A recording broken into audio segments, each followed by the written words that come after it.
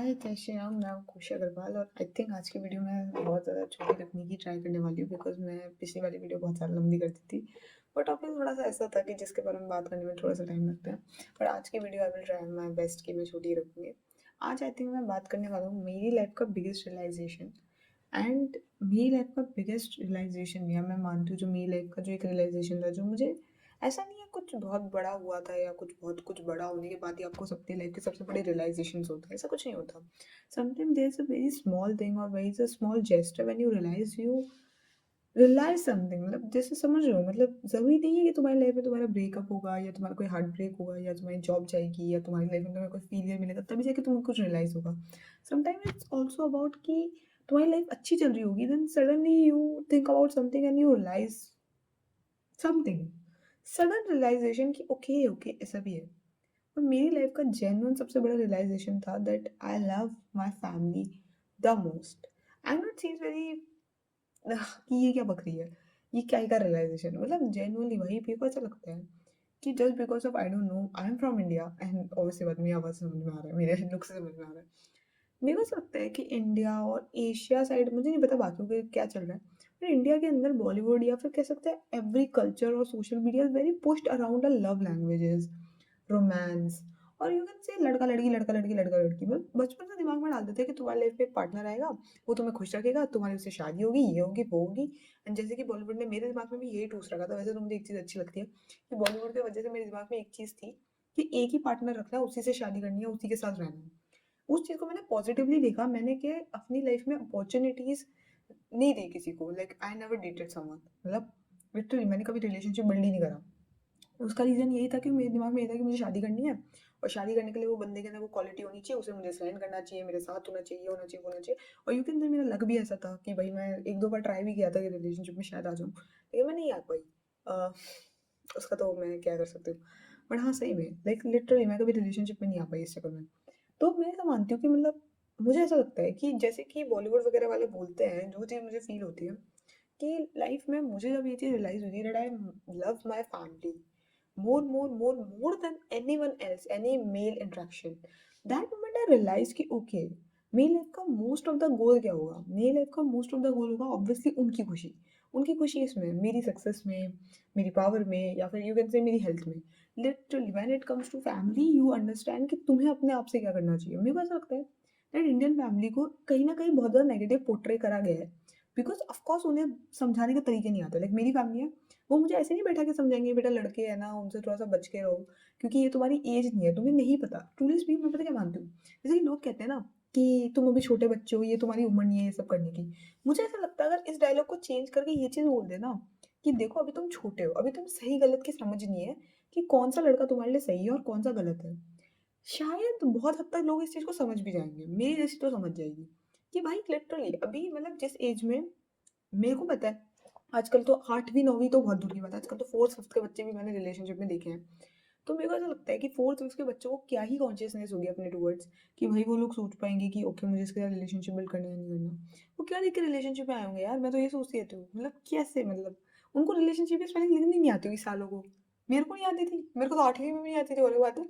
लेकिन फिर भी मैं ये चीज़ मानती हूँ that relationship is a very very very big big big big big responsibility for me. Like मेरे लिए रिलेशनशिप इज नॉट लाइक कि आप किसी के साथ हो, it's like it's a responsibility to be together, to be with him and to be consistent about that relationship. You have to choose them every day every time.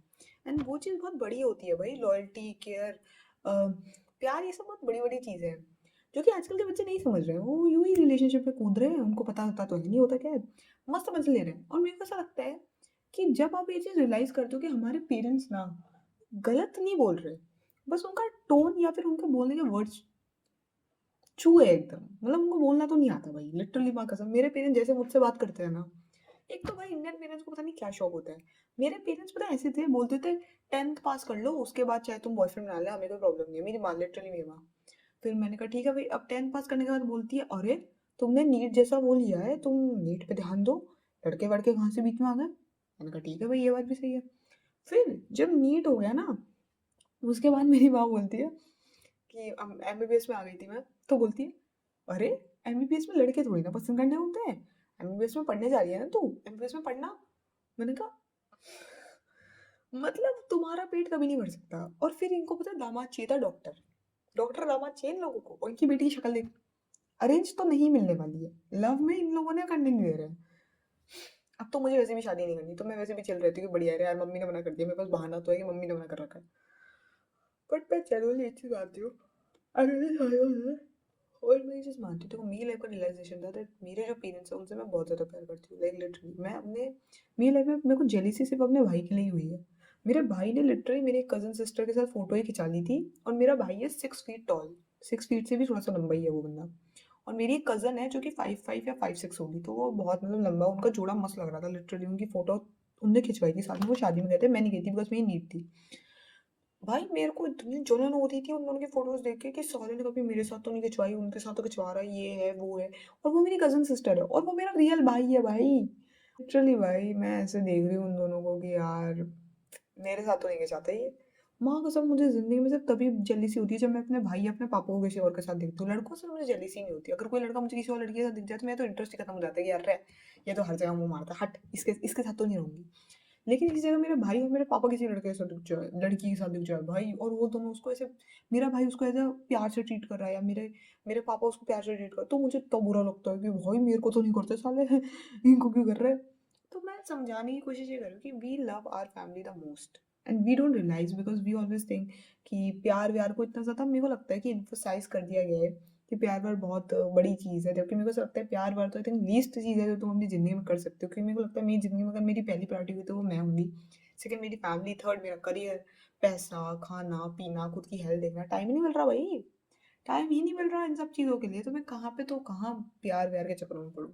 लेकिन मुझे अभी भी ऐसा लगता है कि मेरी लाइफ में, मुझे ऐसा लगता है कि मेरी लाइफ का सबसे बेस्ट पार्ट है मेरी फैमिली। वर्स्ट भी है थोड़ी बहुत, बट बेस्ट भी वही है। बिकॉज ऑफकोर्स मेरी फैमिली वही इंडियन टिपिकल फैमिली जिसमें हर जगह ट्रॉमा देने की आदत, जिसकी वजह से मेरे अंदर अबेंडमेंट इश्यूज हैं, अटैचमेंट इश्यूज हैं। मुझे केयरिंग लोग बहुत जल्दी अट्रैक्ट कर लेते हैं, like if you are caring towards me then I will attract to you very fast, because obviously reason है, मुझे एफर्ट से फर्क पड़ता है। If a man is saying I love you, it doesn't matter if a man is doing something which makes me feel okay, I think he's putting efforts, then I would go for the efforts, not for the words. It's like that. I'm more like a effort kind of person. I'm more like an action kind of person. If you are putting any action or effort, I would look at it. But if you are saying something, or you are just try to manipulate me with the words or a word of affirmation, you can't manipulate me because I don't listen to words properly. I don't even give a fuck to the people who say something and can't do it.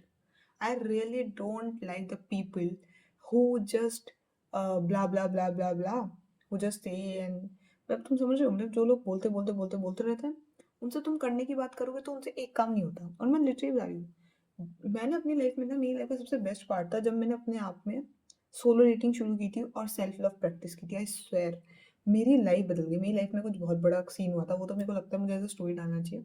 But genuinely मेरी life का जब मैंने self love पे आई थी ना, तब जाके जब मैंने खुद को हील किया, आई स्वेयर मैंने इतने अच्छे अच्छे बंदे अट्रैक्ट करे हैं।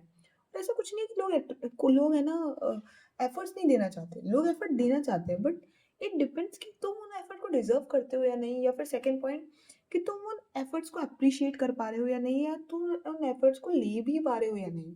मैंने ऐसे बहुत सारे लोग देखे, इवन मैं उनमें से एक थी, जिसके लिए अगर तुम थोड़ा सा भी कुछ कर दोगे ना, तो वो इतना ओवर हाइप कर देगी कि यार इसने मेरे लिए इतना ज्यादा क्यों करा, इतना ज्यादा क्यों करा, इतना ज्यादा क्यों करा, कि अगली बार वो बंदा थोड़े से एफर्ट ही करना लग जाएगा, क्योंकि उसको लगेगा कि इसको मैंने ज्यादा ही कर दिया। मैं उस कैटेगरी की बन गई, मतलब पता नहीं मेरे क्या चुल है, मतलब मेरे दिमाग में पता नहीं क्या मैं लगी वगी है, या फिर पता नहीं मेरे क्या दिक्कत है कि मेरे को कोई इतना सा भी कर देगा तो मैं उसके पीछे ऐसे पागलों की तरह पड़ जाऊंगी कि यार तूने कुछ ज्यादा ही कर दिया, ज्यादा ही कर दिया। तो वो बेचारे जो इतना सा भी एफर्ट मारते हैं ना, उनकी फट जाती है कि हमने ज्यादा ही तो नहीं कर दिया, और फिर वो करना ही छोड़ देते हैं। तुम सोच के देखो, तुम्हें पता है, तुम्हें कभी भी ऐसा मन करे ना, तुम्हें क्लाउन का मुंह यूज करने का मन करे, तुम मेरा कर सकते हो वैसे, बाय द वे।